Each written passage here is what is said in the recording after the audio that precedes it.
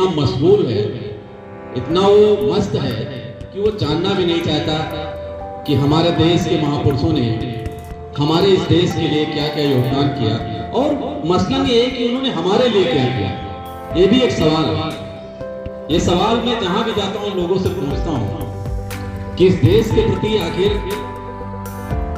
हमारे जो पूर्वजों ने अपनी भूमिका निभाई उसके प्रति आपका क्या योगदान है। आपको भी तो इस पर सोचना चाहिए। ये बड़ा महत्वपूर्ण विषय है। आज के इस कार्यक्रम की रूपरेखा बनाने वाले लोग यहाँ पर मौजूद हैं, कुछ लोग नहीं आए हैं, उनका मैं नाम लेकर के आप सब लोगों को अवगत करा देना चाहता हूँ। यहाँ एक बैनर लगा हुआ है, उस पर लिखा हुआ नागरिक अधिकार संगठन। हम लोगों ने 2004 में इस संगठन का निर्माण किया था। ये कोई न एनजीओ है न कहीं ये रजिस्टर्ड है। ये हम लोगों ने संगठन बनाया था 2004 में इसलिए कि नागरिकों के जो मूल सवाल हैं, जो उनका मूल राइट है, उसके बारे में हम लोग गांव में जाकर के चेतना जगाने का काम करेंगे और लोगों से कहेंगे कि आपका जो अधिकार है वो लड़ने से ही मिलेगा। और ये 2004 से शुरू हुआ कारवां आज 2022 तक बहुत ज्यादा गति में न चल करके, लेकिन फिर भी हम लोगों ने इसको जिंदा कर रखा है और अपने संसाधनों से अपने लिए और तमाम भाइयों और तमाम युवाओं के सहयोग से हम लड़ रहे हैं। इसकी रूपरेखा हम लोगों ने पिछले साल जो कार्यक्रम किया था उसमें भी थोड़ा मैं आप समझने की जरूरत है। परसों मैं एक वीडियो देख रहा था, पटना का था, पटना हाईकोर्ट के 10 साल से वो ब्रीफ कर रहे थे उसको, तो वो उसमें पूछ रहे थे, कह रहे थे कि तुम क्या कानून से ऊपर हो। एक IPS अधिकारी से कह रहे थे तुम कानून के ऊपर हो क्या, नीचे ही रहो, ज्यादा मंत्र आंखें मत डालो। समझ रहे हैं? इस देश के कॉन्स्टिट्यूशन को पढ़ा है कि ऐसे IPS बने, समझ रहे? तो ये ताकत है। मेरा अनुरोध है जयप्रकाश जी से कि वो आए और मंच पर स्थान लें। जयप्रकाश जी,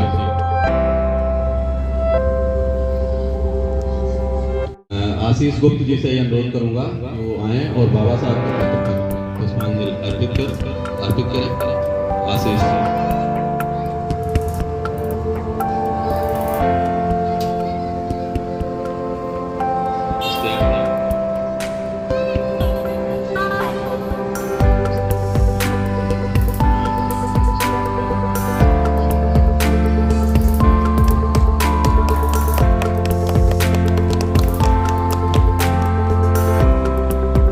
मैं एक बार फिर अनुरोध करूंगा, प्लीज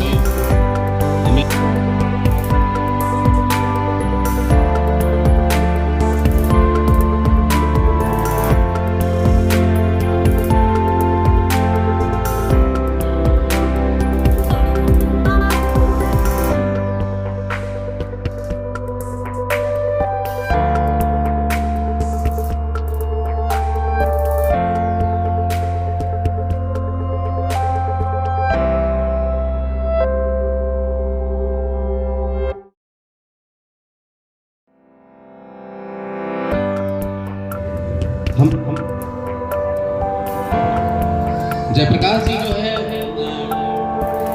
जो हमारे यहाँ बहुजन समाज पार्टी है उसके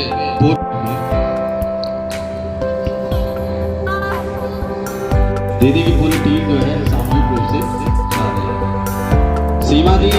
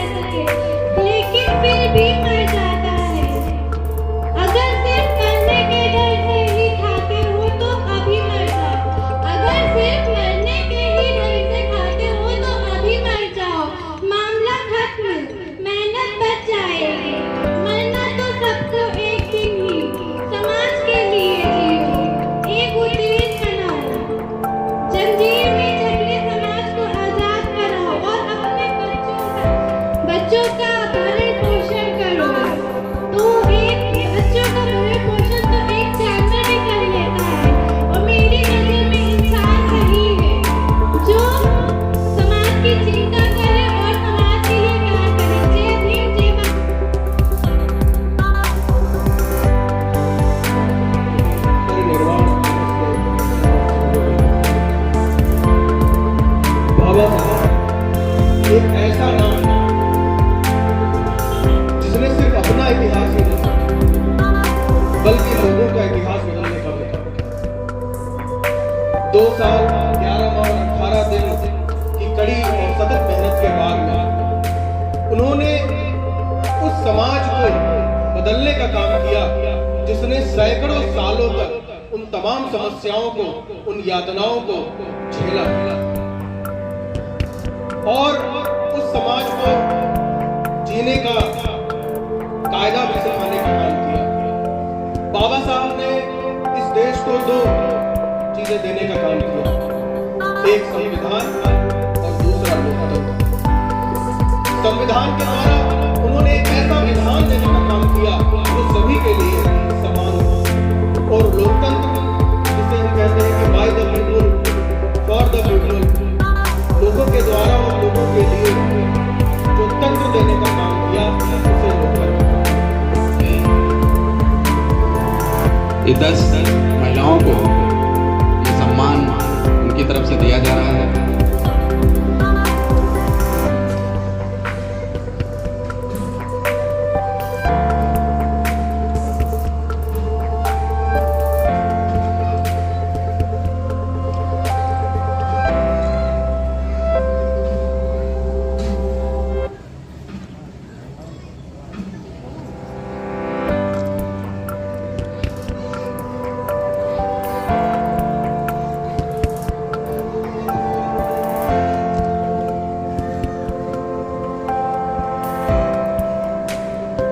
बड़ा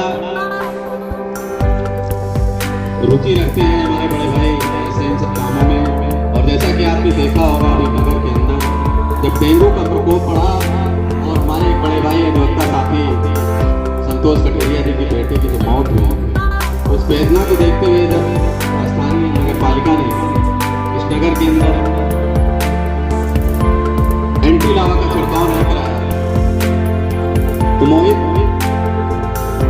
जायसवाल जी ने हम सबको बुलाया एक दिन और कहा पत्रकारों की तरफ से हम पूरे नगर में इसका छिड़काव कराएंगे।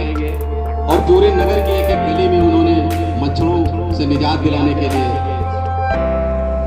समाज को एक बेहतर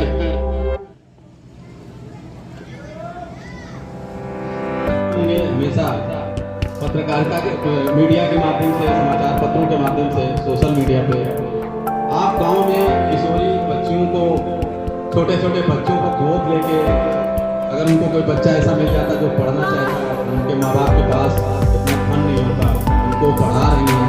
टिकरा में आपने बहुत अच्छा भी काम किया। टिकरा गाँव के अंदर वहाँ कुछ युवतियाँ थी जो सिलाई कढ़ाई का काम करना चाहती थी और उनके पास पैसे नहीं थे, मशीन नहीं थी। आपने हमको भी उस आयोजन में बुलाया था, वहाँ पे आपने एक सेंटर खोल दिया सिलाई कढ़ाई का और वहाँ बच्चियों को जिम्मेदारी दे दी कि कितनी बच्चियाँ हैं।